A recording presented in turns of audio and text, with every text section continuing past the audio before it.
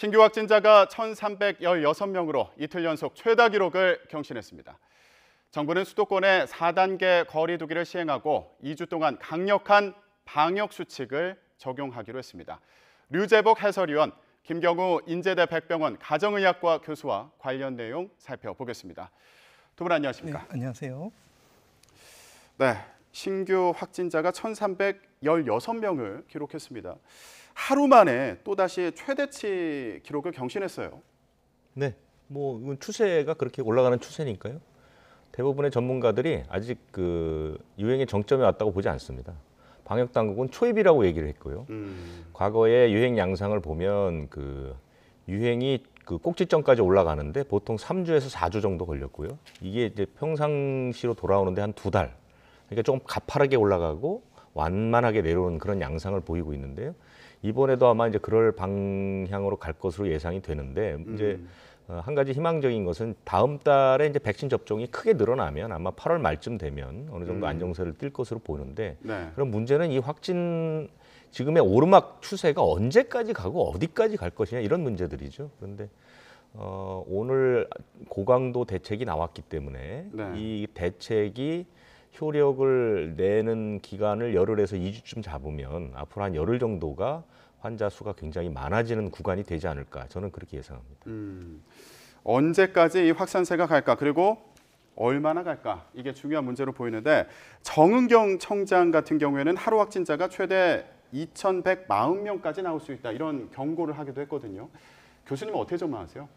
네, 일단은 좀 최대한 보수적으로 말씀하신 것 같고요. 지금 최근에 발표된 민간 전문가와 합동으로 분석한 수학적 모델링 결과에 따르면 예를 들어 감염제 생산지 수가 1.7이면 2주 후에 2,140명, 2,000명대에 이를 것이다 이렇게 분석이 됐는데 지금 최근 3일간 어떤 환자 발생 양상이 지금 이 그래프를 좀 벗어나는 양상을 보이고 있기 때문에 이미 지금 6월 말에 약간 서서히 증가세가 보이면서 이때는 60대 이상 어르신들은 좀 감소하지만 이제 수도권 중심으로 감염 증가가 있었던 시점이 되겠고요.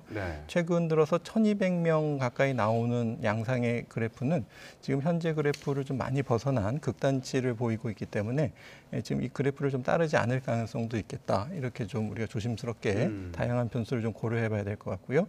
다만 최근 3일간 아주 가파르게 증가하는 양상, 기울기는 보이고 있지는 않기 때문에 이것이 일시적인 현상인지 아니면은 확산세, 지금 이렇게 감염제 생산지에서 갈라지는 시점이 보다 1,200명에서 시작된다면 앞으로 좀 증가세는 좀 달라질 수 있겠다. 그럼 이렇게 좀 예측하지 못한 변수들이 나왔나 봤을 때는 아무래도 이제 감염에 취약한 군, 그다음 감염에 노출됐을 때 감염되는 확률 이런 것들이 지금 최근에 3개월과 좀 다른 양상을 보이기 때문에 앞으로 발생 양상도 상당히 좀 예측하기 어렵겠다 이렇게 좀 봐야 될 것 같습니다. 네, 저 그래프를 조금 크게 봐도 좋을 것 같은데 일단 감염 재생산 지수가 어떻게 되느냐에 따라서 앞으로 확진자 추이도 변화가 예상된다 이런 설명으로 이해가 되는데요. 일단 감염 재생산 지수라는 게 확진자 한 명이 몇 명을 감염시킬 수 있는가 이 얘기인 거죠. 네, 그렇습니다. 예. 그런데 이 경우의 수를 1.71 그리고 1.18, 0.72 이렇게 세 경우로 나눠서 예상을 해본 겁니다. 그런데 최근 수도권의 감염 재생산 지수 같은 경우에는 1.25에서 1.3 정도로 나타난다고 하더라고요. 그러면 지금 1.71을 예상한 경우에 정은경 청장의 말처럼 최대 2,000명대까지 나올 수 있는 거 아니냐 이런 예상을 해볼 수 있어 보이는데 실현 가능성이 좀 높다 이렇게 봐도 되는 상황일까요?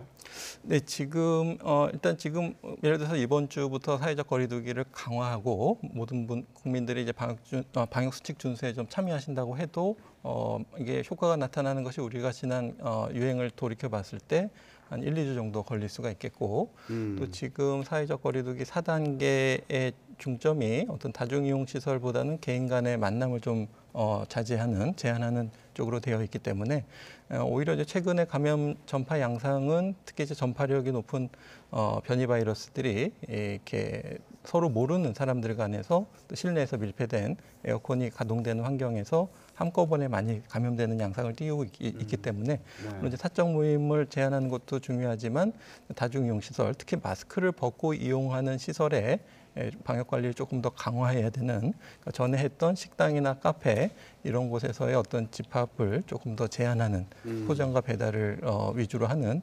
이런 방점으로 조금 바뀌어야 될 수도 있을 것 같다, 이렇게 좀 생각이 되는데, 이것이 얼만큼 효과를 발휘하지 못했을 때는 지금 이제 감염제 생산 지수가 최근에 1.2 정도 보고되고 있는데 최대한 1.7 최악 상황으로 가정했을 때 이제 1.7을 이제 가정한 상황이 되겠고요. 이제 앞으로 이제 델타 변이 바이러스가 이제 어느 정도 감염 양상에서 차지할 것인가, 그리고 사회적 거리두기 효과가 어느 정도 있을 것이냐에 따라서 이 R값은 1.7을 또 좀 초과할 수도 있고, 또 이것이 수도권에서도 좀 지역별로 차이가 좀 많이 나타나는 현상이 나타날 수 있다는 점을 좀 주의해서 봐야 될 것 같습니다. 네, 사회적 거리두기의 중요성에 대해서 강조를 해주셨는데, 말씀하신 것처럼 델타 변이 같은 경우에는 전파력이 더 강하다고 하지 않습니까? 그러다 보니까 우려되는 점이 많은데, 사회적 거리두기도 중요하지만 이거 외에 또 신경을 써야 되는 부분이 있을 것 같아요. 어떤 말씀을 해주실 수 있을까요? 네, 그렇습니다. 일단 대부분 전파력이 높지만 마스크를 안 썼을 때 이제 전파력이 높기 때문에 우리가 다행히 이제 마스크를 잘 착용하면은 아무리 전파력이 높아도 어느 정도 차단해 줄 수가 있겠다, 이렇게 좀 봐야 될 것 같고요. 또 마스크를 코까지 잘 착용하시고 빈틈이 없도록 잘 착용해 주시는 것이 필요할 것 같고요.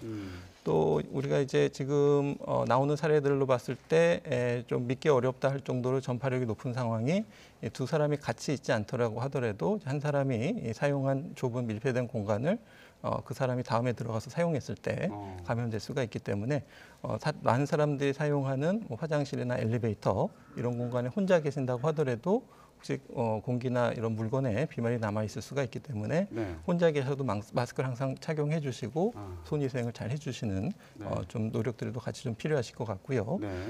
또 이제 사회적 거리두기, 예를 들어서 뭐 2m 거리두기를 한다고 해도 음식을 먹거나 커피를 마실 때 얼마든지 감염될 수가 있기 때문에, 그리고 2인까지만 모임을 한다고 해도 우리가 이제 같이 모이지 않는 다른 사람을 통해서 5m가 떨어져도 감염되는 사례들이 있기 때문에 마스크를 벗는 다중이용 시설 이용은 최대한 좀 피해 주시는 노력들이 필요할 것 같고요. 그다음에 어떤 방역 사회적 거리두기 조치 사항을 봤을 때 아무래도 이제 의료 체계 대응 여력 이런 것들을 좀 충분히 모니터링하면서 확장하고 있는데, 이 모니터링 지표에 잡히지 않는 특히 이제 응급실에서 음압 격리실 확보 문제라든지, 또 갑자기 보건소 1차 대응 요원들의 업무가 늘어났을 때 선별검사라든지 예방접종 업무라든지 이런 것들이 이제 앞으로 더 과증될 가능성이 많기 때문에 인원을 미리 좀 확충하고 사전 훈련이나 교육 같은 것들을 미리 좀 진행하는 노력들이 필요할 것 같습니다. 네, 의료 체계 정비도 필요하다, 이런 말씀 해주셨고요. 또 앞서서는 다중이 이용하는 시설 같은 경우에 밀폐된 공간이라면 혼자 있더라도 마스크를 쓰는 것이 좋다, 써야 된다. 예, 이런 조언을 해주셨습니다. 자, 오늘 정부가 수도권의 사회적 거리두기를 4단계를 적용하겠다, 이런 계획을 발표를 했는데, 이에 앞서서 해외 입국자들 같은 경우에는 어떻게 되는지 이것도 좀 먼저 짚어봤으면 좋겠습니다. 백신을 맞은 경우에 국내로 들어올 때 격리를 면제해주는 제도가 있지 않습니까? 이건 지금 어떻게 운영이 되고 있나요? 현재 21개 나라가 지정이 됐습니다. 그래서 우리가 최근에 이제 델타 변이가 많이 나오는 인도네시아나 인도, 파키스탄, 필리핀 이런 나라들이 이제 격리 면제국에서 제외가 됐죠. 그래서 차차 늘어서 현재 21개 나라인데 문제는 지금 영국이라든가 러시아 이런 나라들은 그 격리 면제 대상국입니다. 이제 이해가 되지 않죠. 그러니까 정부가 이 격리 면제에서 제외하는 이 조치 자체가 꼭 한 발짝 늦게 이제 시행이 되거든요. 앞으로는 조금 선제적으로 할 필요가 있죠. 왜냐하면 변이 바이러스는 폭력배들의 영역 다툼과 비슷합니다. 그래서 힘 좋은 놈이 그 약한 그 변이를 물리치게 되면 박멸을 해버리거든요. 그리고 우세종으로 자리를 잡습니다. 우리 이제 최초의 그 코로나19 바이러스를 우한 바이러스로 하는데, 지금 우한 바이러스는 전 세계에서 흔적을 찾을 수가 없거든요. 더 강한 놈들이 그 자리를 차지하게 되는 거기 때문에 모든 것은 델타 변이 바이러스에 초점을 맞춰서 델타 변이 바이러스가 우세종인 나라들은 자가격리 면제를 빨리 풀어주는 조금 선제적인 조치가 필요하다 이렇게 보입니다. 교수님, 지금 해외에서 입국하는 경우에 변이 바이러스가 검출되는 경우가 우려할 만하다 이렇게 볼 수 있는 상황인가요? 네, 그렇습니다. 아무래도 해외에서 아마 변이 바이러스 점유율이 높아지고 있기 때문에 특히 이제 해외 유입되는 변이 바이러스가 증가하고 있는데 우리나라에서는 이제 해외 입국을 강화하고 있고 또 이제 몇 개 국을 지정해서 강화하고 있지만은 이것이 이제 여러 나라로 또 우세종이 되게 되면은 결국 이런 몇 개 국가를 정해서 강화하는 대책에도 좀 어느 정도 한계가 있을 수 있겠다 이렇게 봐야 될 것 같습니다. 네. 알겠습니다. 해외 입국자들에 대한 격리 면제 조치도 손봐야 된다 이런 지적에 대해서 한번 얘기를 해봤습니다. 자, 그러면 이번에는 오늘 발표된 수도권 거리두기 4단계와 관련된 얘기를 좀 해보겠습니다. 정부는 수도권의 4단계 거리두기를 시행하고 2주 동안 강력한 방역 수칙을 적용하기로 했습니다. 김부겸 총리의 발표 내용을 들어보겠습니다. 과감한 결단과 신속한 실행만이 답이라는 판단하에서 정부는 수도권에 새로운 거리두기 4단계를 적용하기로 결정했습니다. 현장의 국민들, 부처와 지자체의 준비 시간을 감안해 내주 월요일부터 2주간 시행합니다. 사적 모임 등은 오늘부터 자제해 주실 것을 요청드립니다. 유흥시설은 집합금지를 유지하고 백신 접종을 마치신 분들에게 대한 방역 완화 조치도 유보합니다. 외출과 모임은 자제하고 언제 어디서나 방역 수칙을 철저히 지켜주십시오. 증상이 없더라도 진단검사에 적극 참여하셔서 자신과 소중한 사람들을 보호해 주십시오. 네, 김부겸 국무총리의 발언 들어보셨습니다. 앞으로 2주 동안 수도권의 거리두기 4단계가 시행이 됩니다. 구체적으로 어떤 내용이 있는지 알아보도록 하겠습니다. 자, 4단계 처음 적용을 하는 그런 상황인데 앞으로 우리 일상생활에서 어떤 부분이 달라지는지 짚어봤으면 좋겠습니다.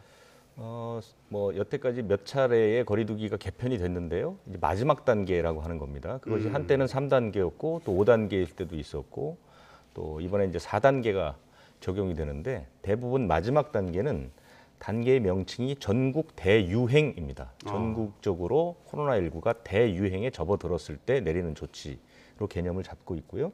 그래서 그 개념에는 전국적인 방역 의료 체계가 한계에 도달했다는 전제하에 내려지게 돼 있습니다. 그런데 이번에는 수도권만 내려졌습니다. 그렇기 때문에 그로 인한 뭐 이해되는 부분도 있지만 또 한계도 있습니다. 좀 이따 말씀드리고요. 우선 제일 중요한 것은 이제 사적 모임 규모죠. 사적 모임 규모는 4명까지지만 가장 강력한 조치인 오후 6시 이후에는 2명까지만 모일 수 있다는 것. 이것이 이제 거의 그 가장 핵심 조치라고 볼 수 있습니다. 그러니까 6시라는 것은 일반 직장인의 퇴근 시간이기 때문에 퇴근 뒤에는 사실상 집에 돌아가서 집에 머물라라는 게 외출 자체를 하지 말라 이런 의미로 이제 받아들일 그런 신호로 이제 작용할 가능성이 굉장히 높죠. 네. 우리가 3단계 때 사실 그 거리두기 단계 조정을 잘못하는 바람에 환자가 거침없이 늘어났고 그게 통제가 잘 안 됐을 때 그것을 그 유행을 잠재웠던 것이 바로 이 사적 모임 제한이라는 조치였거든요. 네. 그때 이제 4인 이상 사적 모임 조치가 나오면서 사실은 그 유행이 잦아들었는데 이번에도 다른 조치들은 크게 눈에 띄는 것은 없지만 이 사적 모임이 저녁 시간대 2명으로 줄었다는 것은 아마도 가장 강력한 영향을 미칠 조치로 저는 판단을 하고 있습니다. 그 외의 부분은 이제 행사죠. 결혼이나 장례식은 친족만 허용이 되는 것이고요. 집회는 1명 1인 시위만 할 수 있습니다. 나머지는 다 금지가 되고 있고요. 네. 다중이용 시설은 대부분 이제 오전 10시까지 아니 오후 10시까지 제한되는 겁니다. 우리가 지금 다중이용 시설을 그룹으로 3그룹을 나누고 있는데요. 유흥 시설은 아예 안 되지만 그 외의 나머지들 식당, 카페를 비롯한 뭐 노래 연습장이라든가 이런 모든 것들은 다 10시까지 영업을 할 수 있는 것으로 되어 있지만 사실상 사적 모임을 2명으로 제한하면 이 부분도 영업이 상당히 이제 제한을 받을 확률이 높습니다. 네. 왜냐하면 우리가 보통 만나는 모임이라는 게 2명 이상 모일 가능성이 훨씬 많기 때문에 그렇다는 것이죠. 그리고 뭐 재택근무 같은 것도 다 권고가 되고 있고요. 종교시설은 비대면 예배만 가능합니다. 그러니까 지금까지는 이제 예배를 볼 수 없는 것이고요. 요양병원이나 시설 이런 것들도 최근에 이제 상당히 규제가 많이 풀렸는데 이런 것들은 방문 면에 다 금지가 됩니다. 네. 수도권은 접종을 백신을 접종했더라도 야외에서 마스크 쓰는 부분 이 부분 다 제외가 됐습니다. 내용을 한 번 더 정리를 좀 해보겠습니다. 사적 모임 같은 경우에는 4명까지 가능하고요. 주간에 그렇습니다. 예, 그런데 저녁 6시 이후에는 2명까지만 네. 되는 거예요. 이거는 명심을 하셔야겠고요. 그리고 중요한 부분이 다중 이용 시설 같은 경우에 밤 10시까지 영업이 가능하다고 하는데 이 다중 이용 시설이 뭔지를 조금만 더 구체적으로 알아볼까요? 다중 이용 시설이라는 것을 이번에 개편안 들어오면서 그룹을 3그룹으로 나눴거든요. 그래서 위험도에 따라서 1그룹, 2그룹, 3그룹 이렇게 나눴는데요. 1그룹은 이제 유흥 시설이라든가 홀덤 예. 펍 뭐 이런 곳 이런 시설들이 있죠. 그게 1그룹입니다. 전파 위험도가 가장 높은 시설이고요. 2그룹이 노래 연습장, 식당, 카페, 뭐 목욕업장, 방문 판매, 그다음에 이제 유산소 운동이 강한 그 실내 체육 시설. 이걸 2그룹 두 번째로 위험하다는 것이고요. 3그룹은 영화관, 공연장, 학원, 결혼식장, 장례식장, 뭐 임의용업, PC방, 독서실 이런 게 다 포함이 되죠. 이것이 이제 단계에 따라서 이제 영업 시간 같은 게 조정이 되는데 4단계가 되면 이 1그룹 가운데 유흥시설, 홀덤펍, 콜라텍 뭐 이런 곳은 아예 금지고요. 네. 나머지는 1, 2, 3그룹에 있는 속한 모든 영업시설이 다 10시까지 영업이 가능하다 이런 뜻입니다. 네. 그래서 이번에 발표되기 전에 일부에서는 클럽이나 헌팅 포차 또 감성 주점 같은 경우에는 집합 금지다라고 이제 얘기들이 나오지 않았습니까? 그러다 네. 보니까 다른 그 유흥시설 같은 경우에는 계속 영업을 하는 거 아니냐 이런 얘기도 있었는데 김부겸 총리 그 발표 내용을 보면 유흥시설은 집합금지를 유지한다고 그렇게 그러니까 발표를 했습니다. 지금 그 수도권은 거리두기 단계가 이제 1주, 2주 이렇게 유예되지 않았습니까? 네. 그때 조치가 이제 이전에 있었던 조치 가운데 유흥시설 영업금지가 계속해서 오고 있었던 것이죠. 원래 이제 최초 구상은 수도권 지역에 2단계를 하기로 했었잖아요. 네. 그때는 유흥시설 영업이 가능했거든요. 근데 그게 유예되면서 유흥시설은 영업 금지가 계속해서 이어진다. 네. 앞으로 2주 동안 더 이어진다. 이렇게 보시면 됩니다. 네, 단란주점 같은 곳들 그렇습니다. 생각해보면 되겠죠. 예, 그렇습니다. 알겠습니다. 그리고 행사와 집회는 1인 시위 외에는 금지가 되고요. 종교 활동은 비대면으로 진행을 해야 되고 요양시설 같은 경우에도 방문 면회는 금지되는 그런 상황입니다. 예. 자, 저희가 그 수도권에 적용되는 거리두기 4단계 내용을 정리를 해봤는데 교수님 어떻게 평가하십니까? 네, 지금 한 번도 해보지 않은 4단계고 또 지금 전파 양상이 또 좀 지난 겨울하고 좀 달라지는 면이 또 있을 가능성이 있겠고요. 특히 여러 가지 변이 바이러스들의 유행, 주요 4종 말고도 우리가 알지 못하는 계속 주요 관심이 필요한 변이 바이러스들도 전파 속도가 빠르기 때문에 일단 전반적으로 바이러스의 전파력은 굉장히 높아졌다 이렇게 봐야 되기 때문에 네. 지금 4단계 조치가 어느 정도 효과가 있을 것인가를 봐야 되는데 해외의 어떤 흔히 말하는 럭다운, 샷다운보다는 굉장히 완화된 조치라고 봐야 될 것 같습니다. 왜냐하면은 웬만한 마스크를 벗고 카페라든가 식당 이런 데는 다 이용이 여러 사람이 이용할 수가 있기 때문에 그리고 칸막이나 2m 이상 거리를 둬도 굉장히 혼잡하고 밀접된 접촉이 일어날 가능성이 있기 때문에 전파력이 높은 변이 바이러스가 이런 다중이용 시설에서 충분히 전파될 위험성이 높겠다. 그래서 지금 나오는 4단계 조치에서 권고하지 않고 있는 내용이라고 하더라도 네. 가급적이면 마스크를 벗는 장소는 가급적 방문하지 마시고 마스크를 쓰시더라도 이렇게 밀착돼서 쓰기 어려우신 경우에는 얼마든지 틈을 통해서 비말이 들어올 수가 있기 때문에 최대한 짧게 머무시고 가급적이면은 진짜 이제 집에 머무시는 것이 필요할 정도로 한 2주 정도만 하게 되면 이미 이제 바이러스에 노출되신 분들이 감염력을 가지거나 또 잠복기를 거쳐서 전염시키는 능력이 좀 떨어지는 시점이 될 수가 있거든요. 그래서 그리고 우리가 2달 뒤면은 많은 분들이 접종을 맞으실 수가 있기 때문에 일단 2주 동안 조금 더 방역 수칙, 사회적 거리를 좀 철저히 해주시고 또 좀 2주만 조금만 더 인내를 해주시면은 우리가 좀 상황이 많이 나아질 수가 있으니까 예전과는 좀 다른 우리가 좀 끝이 보이는 이런 마지막 노력이기 때문에 마지막으로 단합된 멈춤에 동참해 주시는 것이 필요할 것 같습니다. 네. 오늘 발표한 거리두기 이 조정이 2주 동안 진행이 되면 이 효과가 그때쯤이면 나타난다고 볼 수 있을까요? 네, 일단은 그렇게 기대를 해봐야 될 것 같은데요. 지금 이 4단계가 얼만큼 지금 변이 바이러스 차단에 특히 수도권에서 젊은층 중심의 전파를 차단하는 데 효과가 있을 것인가? 이것은 조금 좀 봐야 될 것 같은데 제 개인적인 생각으로는 4단계 치고는 좀 일부 조치는 굉장히 좀 약하다 이렇게 봐야 되기 때문에 네. 또 충분한 효과를 보이긴 좀 어려울 수도 있겠다. 이렇게 좀 봐야 될 것 같은데요. 네. 근데 이제 이런 사회적 거리두기 조치 말고 지금까지 전 국민들이 알아서 하셨던 것처럼 보이지 않는 방역수칙 준수를 곳곳에서 지키고 스스로 조심해 주시는 노력 이런 것들은 우리가 이제 겉으로 통계적으로 보이진 않지만은 이런 것들이 실제로 많이 실천이 됐을 때는 사회적 거리두기 단계와 관계없이 2주 뒤면은 좀 어느 정도 효과 확진자 감소세를 좀 기대해봐야 되지 않을까 봐야 될 것 같습니다. 네.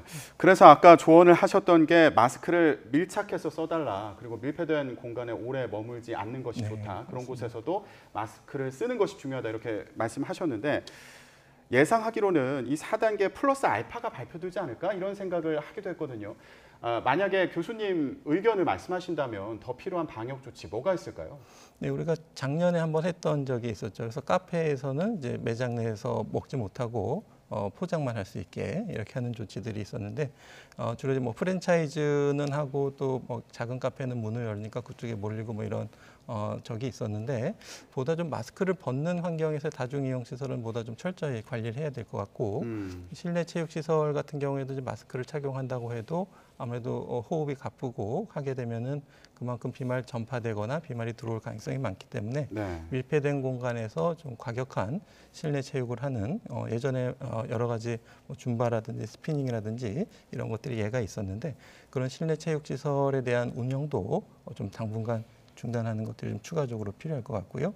그리고 지난번처럼 지난 사례를 봤을 때 조금 더 전파력이 높은 변이 바이러스에 대해서 좀 보다 철저하게 예전보다 더 높은 강도의 다중이용 시설 관리가 필요할 것으로 생각이 되는데 지금 아마도 이제 모르겠습니다. 이제 방역 관리할 때 있어서 다중이용 시설을 좀 열어주고 대신에 현장 점검을 강화해서 경고 없이 바로 영업 정지를 하거나 이제 손실보상금을 지급하지 않는 이런 조치들을 통해서 어느 정도 효과가 있을지는 좀 지켜봐야 될 것 같습니다. 네. 이번에 거리두기 4단계 적용을 서울뿐만 아니라 인천과 경기 지역까지 같이 적용을 하는 거는 아무래도 지역적인 풍선 효과를 좀 막고자 하는 그런 계획이 있었던 거 아닌가, 그런 구상이 있었던 거 아닌가 싶은데 그 부분은 어떻게 평가하세요? 서울과 경기도, 인천은 사실상 뭐 같은 몸이라고 봐야죠. 왜냐하면 서울에서 활동하는 분들이 저녁이 되면 다 경기도나 인천으로 돌아가지 않습니까? 그렇기 때문에 서울만 국한해서 4단계, 왜냐하면 나머지 두 지역은 지금 4단계 여권에 들어오지는 않지만 어쨌든 네. 같은 몸이고 그 확진 환자들의 분포도 보면 서울이면 서울만 딱 국한된 게 아니고요. 경기도, 인천들이 같이 다 포함이 돼 있거든요. 그렇기 때문에 같이 적용하는 것은 맞다고 봅니다. 네. 그러면 지리적으로는 그런데 이 4단계 거리두기가 이제 준비하는 시간이 필요하다 보니까 12일부터 월요일부터 적용이 되지 않습니까? 그래서 이게 주말에 또 풍선 효과가 일어나는 거 아니냐 이런 우려도 있어요. 네, 그거는 저는 그럴 수 있다고 봅니다. 왜냐하면 정부가 뭐 준비 단계가 뭐 얼마나 대단한 게 필요할지 모르지만 사실은 이동량을 놓고 보면 대개 주말이 주중보다 훨씬 많거든요. 그렇기 때문에 이 방역 조치할 때의 그 규제는 빠르고 강할수록 좋다고 얘기를 했거든요. 네. 그렇기 때문에 저는 사실상은 내일부터 조치를 취하는 것이 더 바람직하다고 봤습니다. 이 확산세를 잡는 데는 좀 더 효과적이라고 봤는데 어쨌든 네네. 정부가 월요일부터 적용했다는 것은 풍선 효과 충분히 나올 수 있고요. 비수도권으로의 풍선 효과 이거 저는 뭐 예상이 된다고 봅니다. 왜냐하면 지금 수도권은 4단계고 다른 지역은 1단계입니다. 그러니까 4단계와 1단계의 갭이 굉장히 크거든요. 지금 많은 그 지자체들이 지금 사적 모임만 뭐 6명, 8명 지금 지정해 놓고 나머지는 다 이제 영업을 할 수 있도록 해 놨는데 그 시한이 다음 주까지입니다. 그러면 그 다음 주에 이제 1단계로 다시 환원이 된다면 수도권은 사실상 거의 움직이지 못하는 상태고 비수도권은 일상생활 속의 방역이 되고 있는 아주 기묘한 그런 동거 비슷한 게 나오기 때문에 수도권에서 비수도권으로 그 모임 같은 걸 갖기 위해서 가서 네. 풍선 효과가 일어날 확률이 굉장히 높습니다. 그거는 봐야 될 것 같고요. 제가 모두에 말씀드린 것처럼 4단계는 전국적 대유행이라고 규정을 해놨습니다. 그랬는데 수도권만 지금 국한해서 좀 적용을 했거든요. 이런 부분들도 처음에 단계 개편안을 만들 때부터 이런 그 원칙들이 자꾸 깨져 나가는 부분들이 있단 말이죠. 네. 이런 것들은 국민들에게 신뢰감을 주기가 굉장히 어렵습니다. 지금 적용 단계부터 7월 1일부터 사실상 새로운 개편안 자체가 적용이 안 되고 있는 상황이잖아요.